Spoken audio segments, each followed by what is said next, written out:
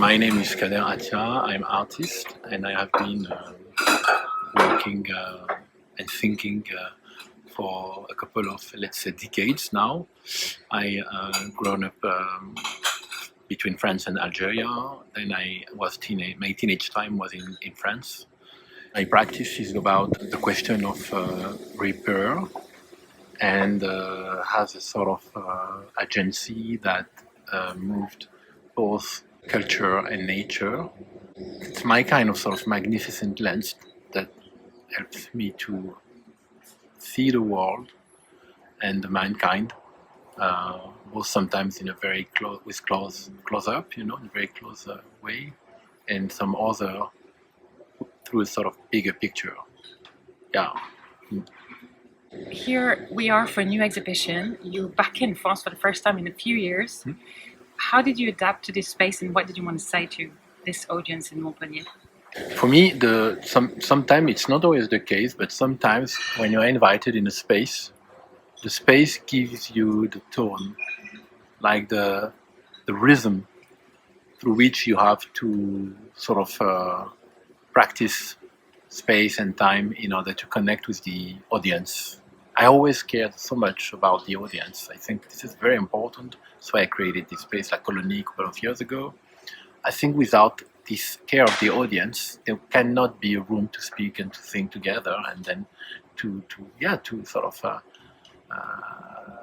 elaborate a common ground. So going down through spaces to see art, for me, makes a different sense with what we do expect in art in general, in exhibition.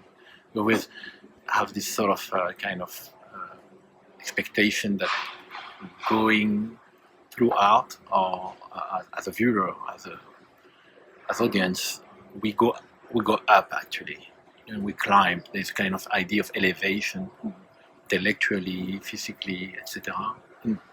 Gazily, if I may to say so.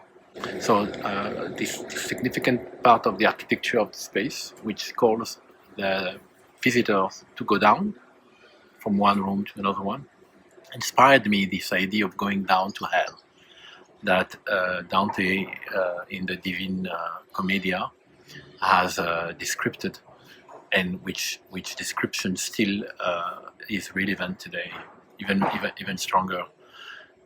Particularly with this idea that I had that actually the paradise is not up to the sky but down underneath, our feet.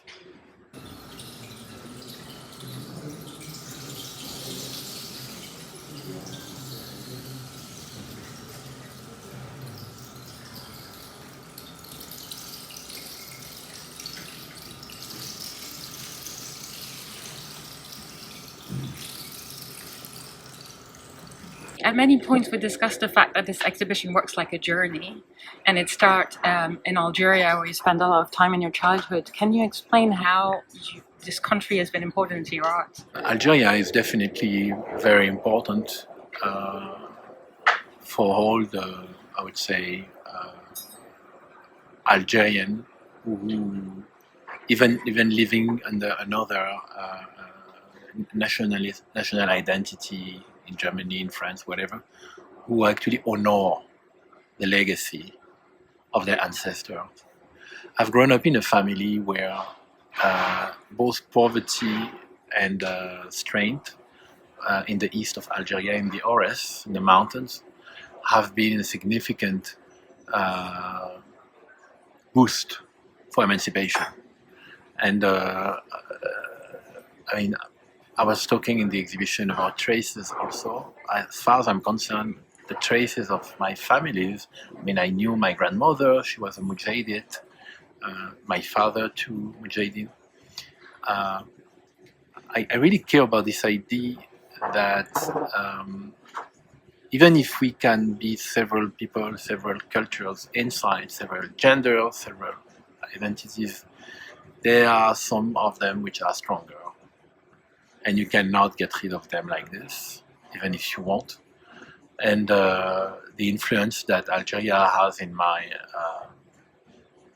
desire to share with the world a room to meet and exchange and grow together is particularly poetical. It goes through foods.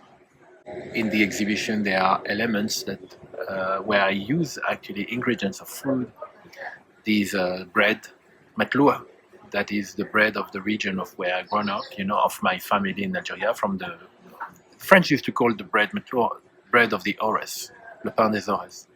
So this matloua that is inserted in the wall, facing the video of a cube of sugar melting itself because I poured on top of it oil, black oil. These very important tagine plates that are broken. These are the plates we use to prepare matloua. And the matloua of my childhood were fascinated me because they had these little picks that you do basically with the forks on the surface of the tagine plates to cook the matloua, are here to make that the matloua will not stick on the plate. But I was fascinated by these traces when I was kids on the bread because they were like drawings.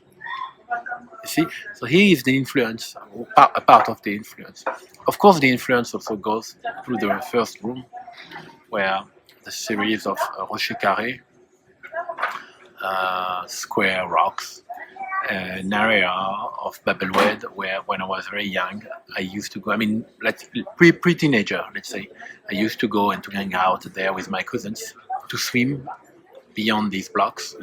So yeah, I think these are one of the examples. There are others, but there is a significant influence, and also, of course, an invisible one.